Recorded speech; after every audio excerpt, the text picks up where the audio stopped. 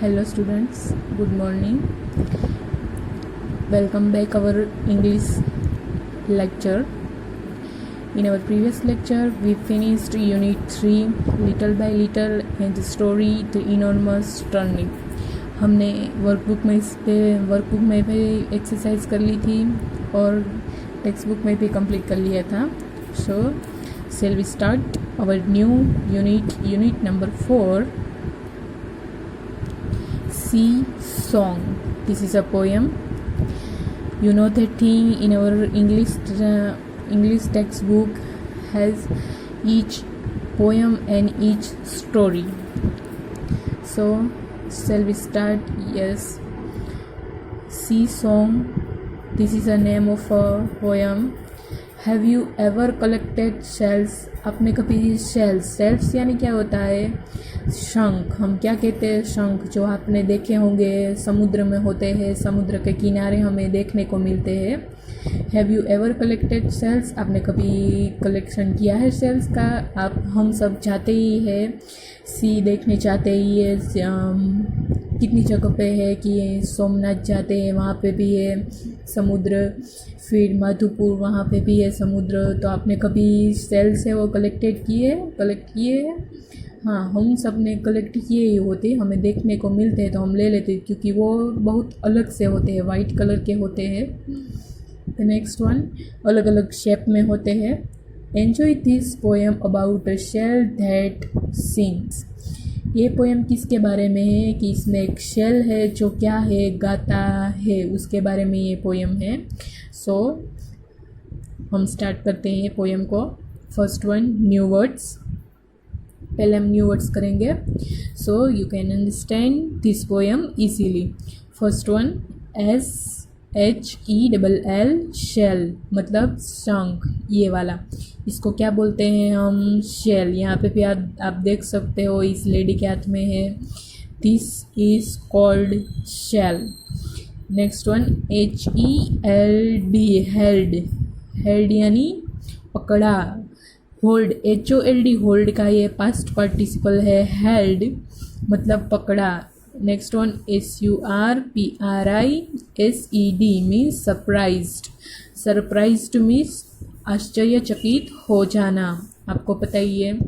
Next one, CURLY, करली means घुंघराले. Curly hair होते हैं, कितने सारे गर्ल्स के करली हेयर होते हैं या फिर बॉयज़ के भी करली हेयर होते हैं. नेक्स्ट वन, CLEAR, क्लियर यानी एकदम सा साफ, स्पष्ट. उसको क्या बोलते हैं हम? Clear.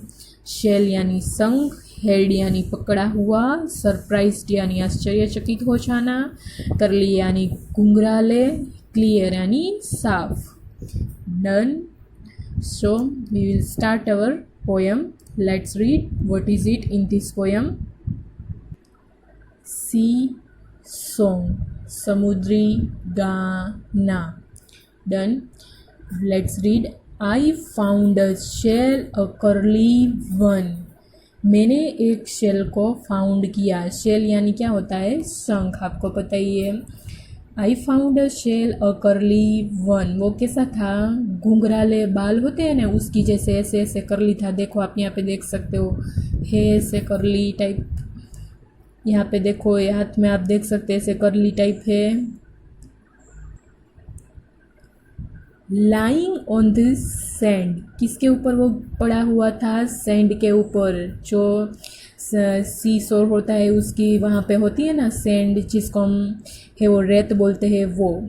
I found a shell अ करली one lying on the sand. मैंने एक शेल फाउंड किया, करली जैसा था, वो कहाँ पे पड़ा हुआ था? सैंड के ऊपर. Next one, I picked it up and took it home. मैंने उसको उठाया और उसको कहाँ पे लेकर गया? घर पे. Took is a past participle of TAKE, take, लेकर जाना. Done. I picked it up and took it home. मैंने उसको उठाया और उसको घर लेकर गया था. कोल्ड इनसाइड माई हैंड, मेरे हाथ में ठंडा, मेरे हाथ के अंदर वो ठंडा सा था, ठंडा हो गया था वो, क्योंकि वो समुद्र किनारे होता है तो ठंडा ठंडा होता है और हाथ में ठंडा है, ठंडा हो गया था।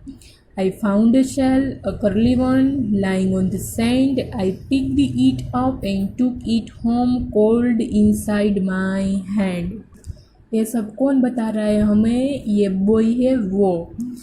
In the sea song poem, it describes how a young boy found a seashell on the shore which was lying there wrapped in the sand. He picked it up and took it home.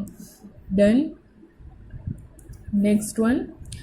Mummy looked at it and then she held it to my ear. उसने बोला mummy ये देखो मैं क्या लेकर आया था, mummy इसको देखो।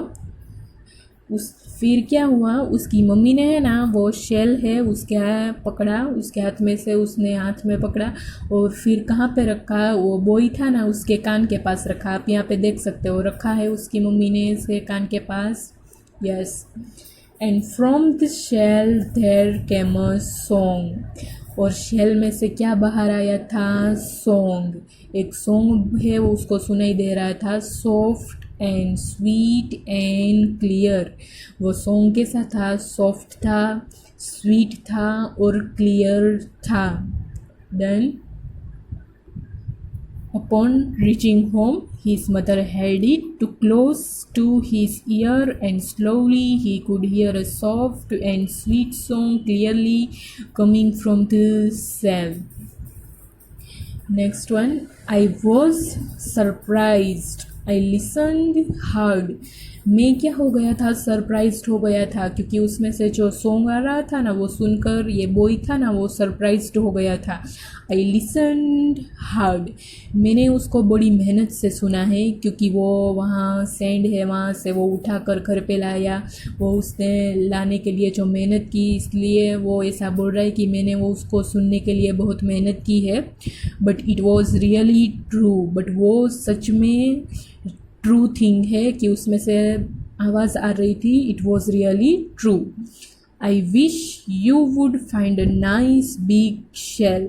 वो बॉय है ना वो ऐसा कह रहा है कि मैं आप सब लोगों के लिए विश करता हूँ कि आपको भी एक अच्छा सा बड़ा वाला शेल मिले। And here it's singing to, और वो उसमें से जो वो गाता हुआ हो वो आप सुन सको।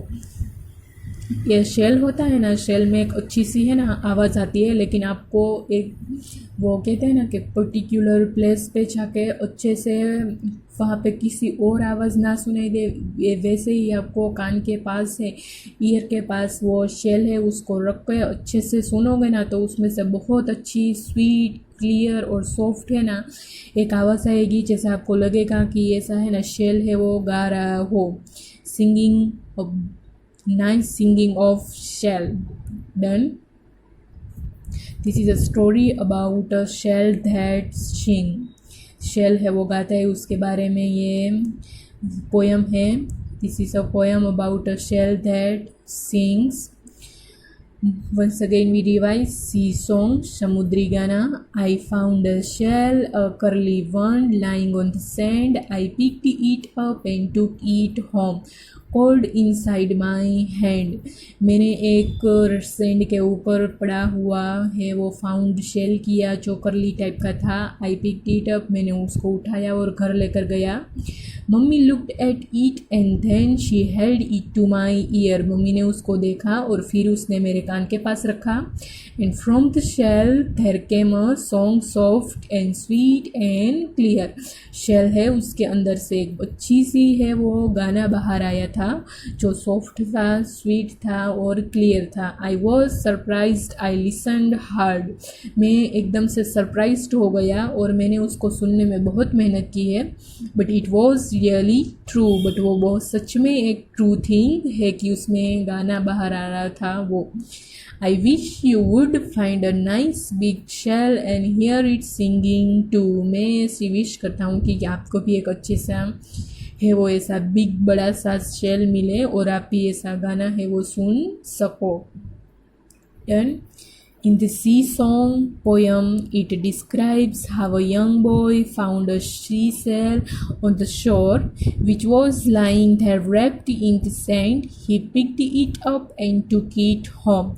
Upon reaching home, his mother held it close to his ear, and slowly he could hear a soft and sweet song clearly coming from the shell. He was initially astonished, but gradually the song mesmerized him and he enjoyed every bit of it. उसने उस song की every bit है वो बहुत अच्छे से enjoy की थी.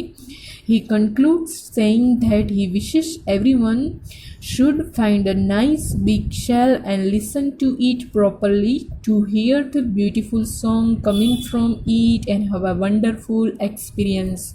उसने हम सब के लिए ऐसी विश की है कि हम सबको भी एक अच्छा सा बिग सेल मिले और हम भी उसमें से अच्छा सा है वो गाना उसमें से एक अच्छी सी आवाज़ है उसमें से हम सुन सके और उसको बड़ा सा ऐसा अच्छा सा एक्सपीरियंस कर सके. Done. This poem is completed here. Now we will start question answer of this poem. And the next one, reading is fun. First one question, where did the child find the seashell?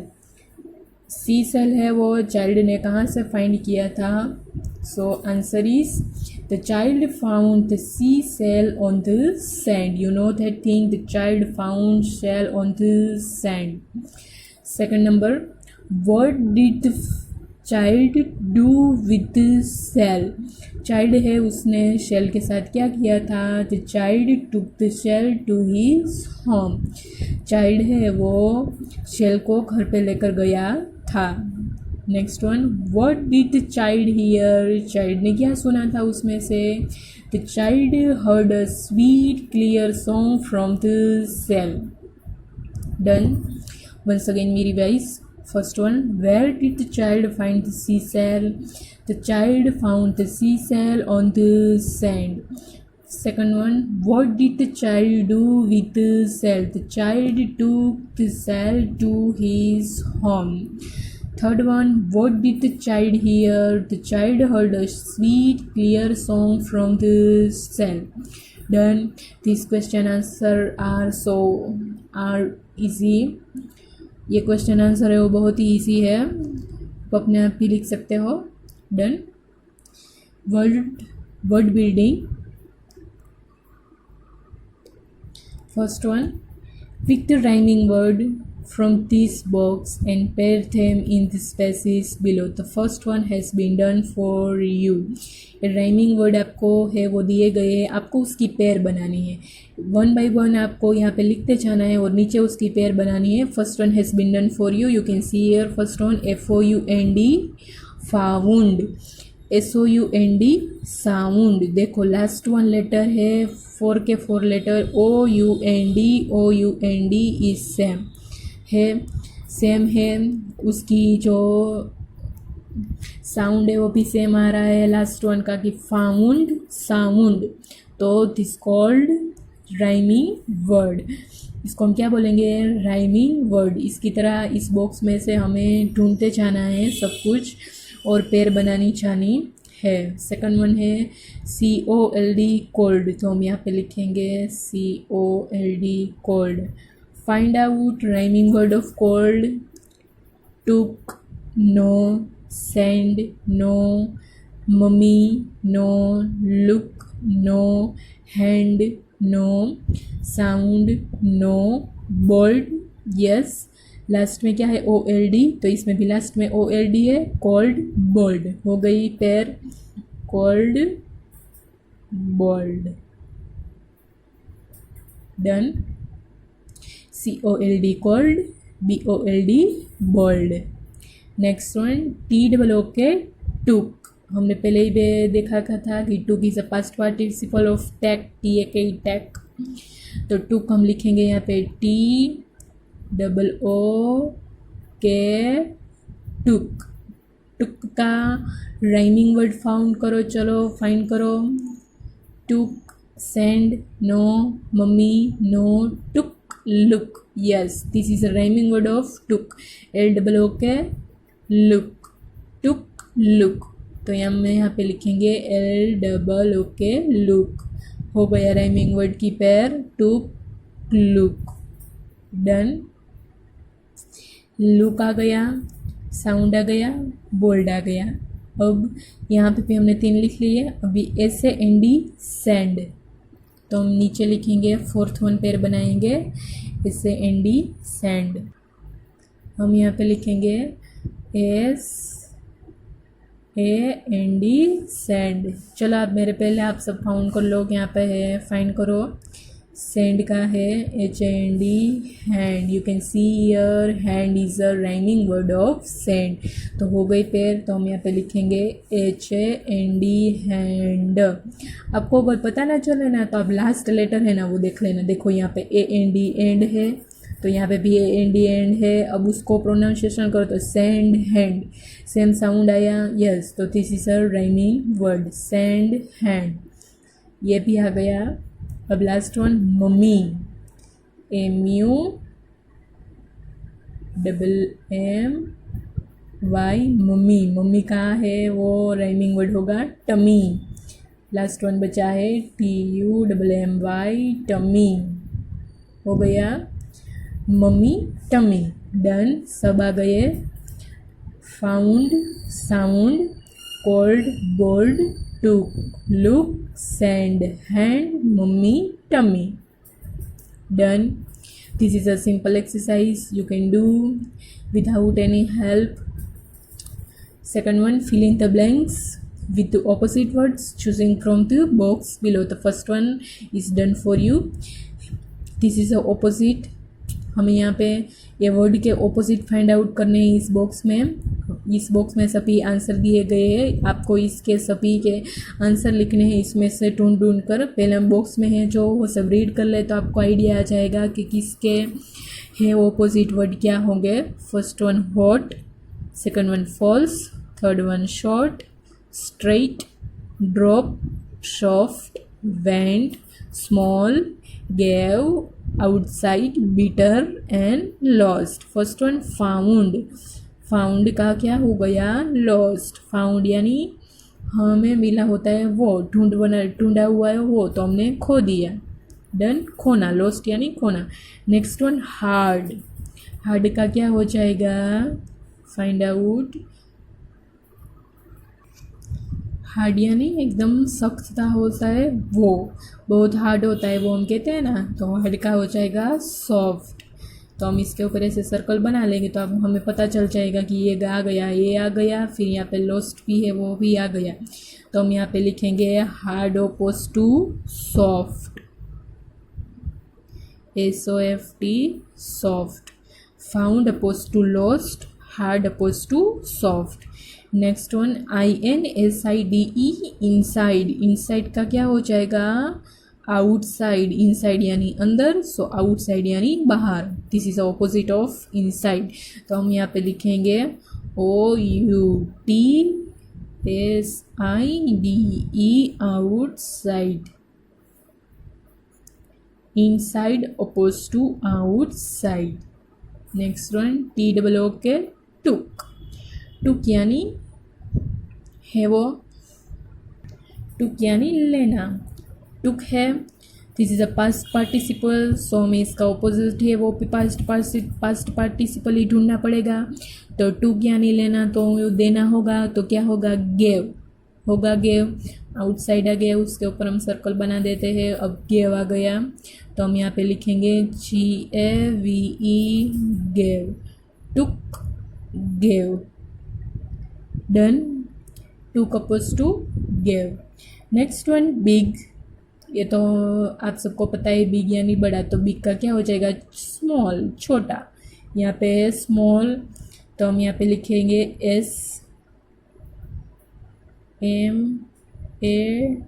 SMALL, small. Big oppose to small. Done. हो गया. Next one CAME, came. This is a past participle of come. COME, come. CAME, come. Come यानी आना, तो कम का हो जाएगा, तो जाने को हम क्या बोलेंगे, हम जो प्रेजेंट पार्टिसिपल उसका गो होगा, GO गो, तो उसका पास्ट पार्टिसिपल हो जाएगा WENT वेंट, आना तो जाना, तो केम अपोज टू वेंट, तो हम यहाँ पे लिखेंगे WENT वेंट, केम वेंट। ये थोड़े से है ना ऑपोजिट वर्ड्स, इजी है लेकिन आपको उसको समझने पड़ेंगे कि उसका क्या मतलब होता है और फिर उसका ऑपोजिट क्या होगा। Found, lost, hard oppose to soft, inside oppose to outside, took oppose to gave, big oppose to small, came oppose to went. पीछे भी है। In the next one PICK pick, pick यानी लेना, तो लेना वो उठाना, मतलब तो हम जो छोड़ देते वो होता है उसका ऑपोजिट, तो छोड़ देना तो आगे आया था, उसका मतलब होगा DROP drop, pick oppose to drop. फिर TRUE ट्रू, ट्रू का क्या हो जाएगा, फॉल्स, आगे आया था वर्ड जो बॉक्स दिया है उसमें लिखा है FALSE फॉल्स। डन। करली, करली का क्या हो जाएगा, करली यानी घुंघराले, तो सीधे बाल होते हैं उसको हम क्या बोलते हैं, स्ट्रेट बोलते हैं। देखो यहाँ पे फॉल्स आ गया, फिर ड्रॉप आ गया। अब करली का क्या होगा, हॉट, शॉर्ट, स्ट्रेट या बिटर, तो क्या होगा आंसर, स्ट्रेट। तो हम यहाँ पे लिखेंगे spelling of straight, STRAIGHT,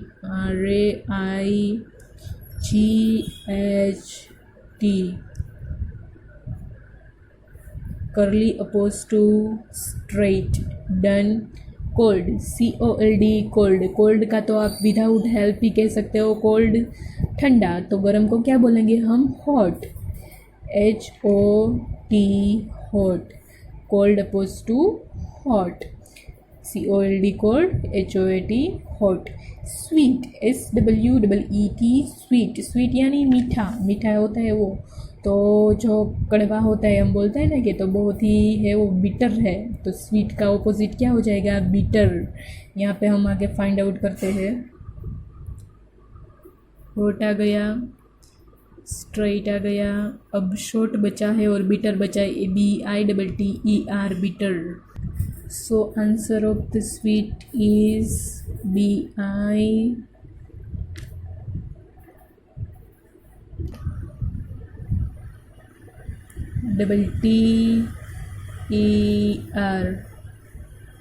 sweet, bitter. Done. Sweet oppose to bitter. Tall, tall यानी ऊंचा, तो शॉर्ट, आंसर क्या होगा, शॉर्ट, आगे आया था, आगे लिखा है शॉर्ट हेल्प बॉक्स में, तो answer is short, SHORT short.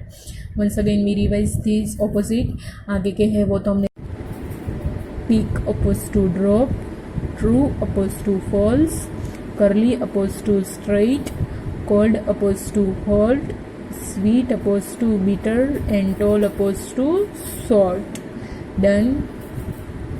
हम यहाँ तक है वो लेक्चर फिनिश करते हैं।